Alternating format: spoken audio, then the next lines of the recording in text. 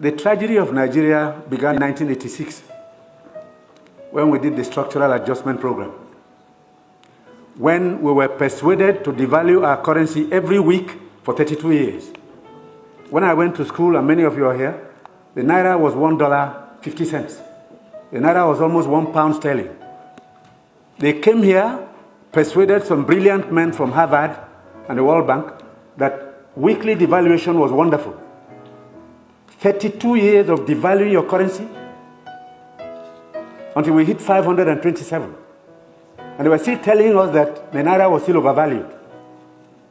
That brought poverty, misery upon us.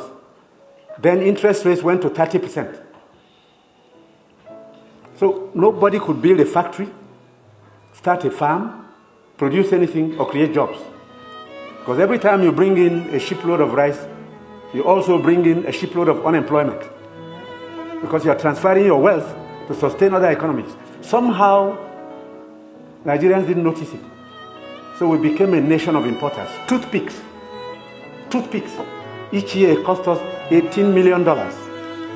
Importing toothpicks. Tomato paste, $400 million. So you talked about tomatoes now. One basket in town now is less than 2,000 naira. The farmers are losing money because the processors don't have enough funds to set up factories. They are going to do tomato paste.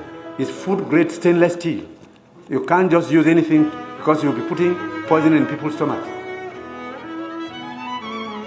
2 factories have started off. I believe by the middle of next year, we can comfortably tell importers of tomato paste to stop. But when you do, you make enemies.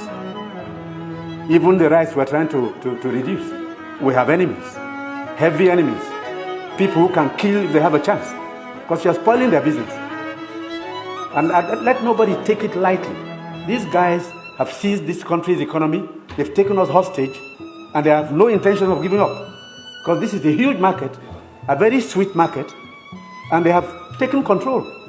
And I'm saying it because I have been in this business for 41 years and I can tell you some history. Abdullah Adamu is here. Import milk, sugar, toothpicks, toothpaste, handkerchiefs, pencils. We don't make. To cure Nigerians of that malady will take a while. It will take a strong government. That's the truth. And they are not happy that we're cutting down. When we cut down, they lose money there. So you see all sorts of publications. We're telling lies. We're not growing rice. We're trying to demoralize the local farmers and make sure that the economy fails. That's the story of imports. Now, I read a story recently in the newspapers. The French ambassador, the champagne ambassador in Nigeria, gave an article to The Guardian. He said Nigerians love life. We are the biggest consumers of champagne on planet Earth, more than the French who make it. There are parties you attend in some places where the only drink is champagne.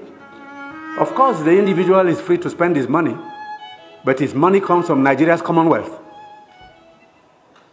So on imports, it will take a while for us to get used to local goods and accept that we should consume what we produce and produce what we want to consume. So I take your point. We have to take stern measures to cut down on imports because these young boys and girls who have no jobs today are not going to allow us to carry on enjoying life at their expense. They need jobs. They need jobs. They are children. They've graduated, they've come back home to begin a second childhood because there's no factory to employ them. And the ministries can't take any more. But somebody is making sure you fail when you want to produce at home.